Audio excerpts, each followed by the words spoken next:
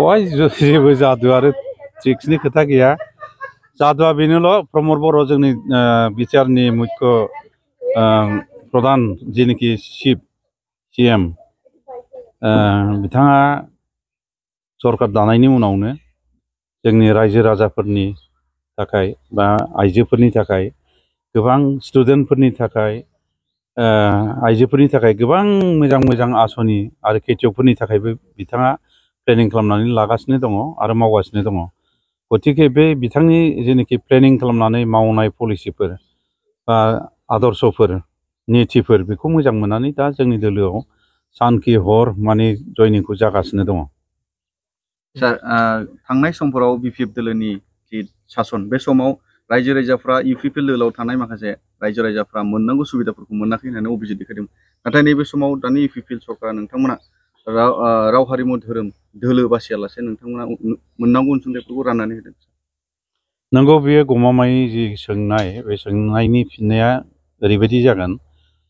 थांनाय समाव बिथांमोना माने सरकार दानायनि उनाव बिथांमोना गावसोरनि सापर्टारनि अनगायै गुबुन सापर्टार नङिफोरनो माने बिथांमोना गावसोरनि सरकारनि जेनोखि सुजुग आरो सुबिदा बा माखासे बेनिफिटखौ बिथांमोना होआखैमोन। गोबां माने मोननांगौनिफ्राय जोंनि आइ आफा रायजो राजाफ्रा बन्सित जादोंमोन। नाथायब्ला प्रमद बर' सारा दा रायजो माने जिखुनु सुबुं माहारिनोनो बयनोबो होनाय जादों आरो जिखुनु बेवहाय माइ गाब जुजाय जेबो खालामनाय जायाखै। बयनोबो जिहेथु सरकार दानायनि उनाव सरकारनि सिङाव गासिबो रायजो राजायानो थायो नालाय, गतिके बेवहाय खुनु माइ गाब जुजाय खालामनायनि खुनु खोथा गैया। एक थारसे UPPL सापर्टारा जि सुजुग सुबिदा मोनदों, गुबुन दोलोनि सापर्टारफ्राबो बे सुजुग आरो सुबिदाखौ मोनगासिनो दं आरो मोनलांबाय थागोन। दिनै 14 जन जोंना बिमा मात्रिफ्रा आइ मावफ्रा माने दिनैनि दिनाव UPPLखौ मोजां मोननानै गोसो खुसियैनो गावसोरनो हांख्रायहरनानै दिनै जयनिं जाबाय जोंनि UPPL दोलोआव।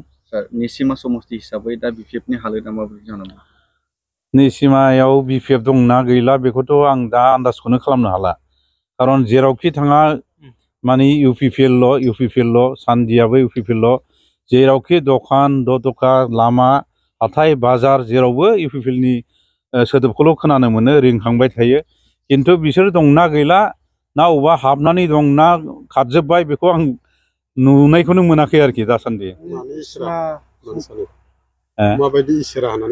बेथ' एकदम मोजां इसोरा बियो UPPLनि थाखाय। आरो जिहेथु UPPLआ आरो गोबाव सम रायजोनि थाखाय मोजां खामानि मावनो मोनगोननि जे सुजुग आरो सुबिदा बेयो फैबाय थादों, बेयो मोजां इसोरा आरोखि, गाज्रि नङा।